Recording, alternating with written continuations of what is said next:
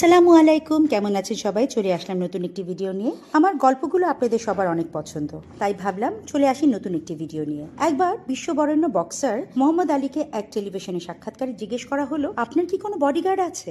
মোহাম্মদ আলী প্রথমটায় কিছুটা ইতস্তত বোধ করে মুচকি একটা হাসি দিলেন। অনেকেই হয়তো বা ভাবছেন এই পর্যায়ে মোহাম্মদ আলীর উত্তরটা কিছুটা এমন হবে যে, আমি নিজেই নিজের জন্য যথেষ্ট, আমার আবার বডিগার্ড কি লাগে, তাই না? টিভি সেটে উপস্থিত সকলেও একজোট খুব হেসে নিল সাংবাদিকের এই প্রশ্ন। কিন্তু উনি যে উত্তরটা দিয়েছেন তা অনেককে বিস্মিত করবে এবং ওনার প্রতি শ্রদ্ধাবোধ আরো অনেক গুণে বাড়িয়ে দিবে।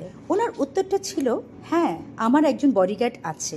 তার চোখ নেই কিন্তু তিনি দেখতে পান, তার কোনো কান নেই যদিও তিনি সবকিছু শুনতে পান, তিনি সবকিছু মনে রাখেন তার প্রজ্ঞা আর মেধা দিয়ে। তিনি যখন কোনো কিছু সৃষ্টি করতে চান তিনি শুধু আদেশ দেন আর সেই জিনিস সৃষ্টি হয়ে যায়। তিনি আর কেউ নন, তিনি সর্বশক্তিমান আল্লাহ সুবহানাহু ওয়া তাআলা। তিনি আমার বডিগার্ড, তিনি আপনার বডিগার্ড, তিনি আদি অকৃত্রিম, নিরাকার কিন্তু সর্বশক্তিমান।